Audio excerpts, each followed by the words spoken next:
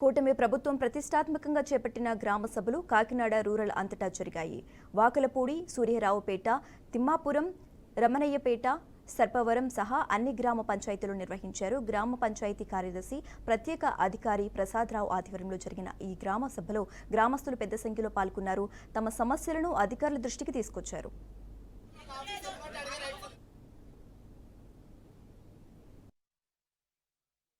హామీ పథకం గ్రామ సభ మా కాకినాడ రూరల్ మండలం తిమ్మాపురం గ్రామంలో జరిగింది.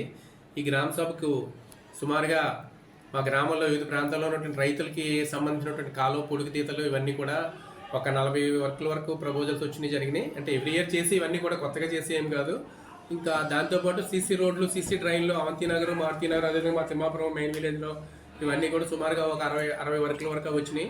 ఇవన్నీ కూడా గుర్తించి గ్రామ సభ దృష్టిలో తీసుకొచ్చి ఇవన్నీ కూడా ఇవాళ గౌరవ ముఖ్యమంత్రి చంద్రబాబు నాయుడు, అదేవిధంగా గౌరవ ఉప ముఖ్యమంత్రి పవన్ కళ్యాణ్ గారి దృష్టికి మా గ్రామ పంచాయతీ ద్వారా తీర్మానం చేసి ఇవన్నీ కూడా ప్రభుత్వం దృష్టికి తీసుకెళ్తే తద్వారా ఇవన్నీ కూడా కేంద్ర ప్రభుత్వం నుంచి నిధులు మండి రావడానికి అవకాశం ఉంటుంది.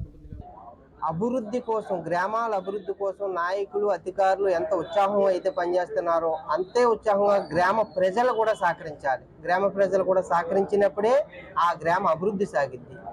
ఏదో ఇంటి ముందు మొక్కలు వేసుకోవడం దగ్గర నుంచి మన ఇంటి ముందు చిన్న చిన్న చెత్త లాంటివి ఉన్నా మనం పారిశుద్ధ కార్మికులకి చెప్పి చేయించుకోవాలి. మనం కూడా చేసుకోవడం కూడా ప్రయత్నించినప్పుడే మన ఇంటి ముందు మనకు శుభ్రం అవుతుంది.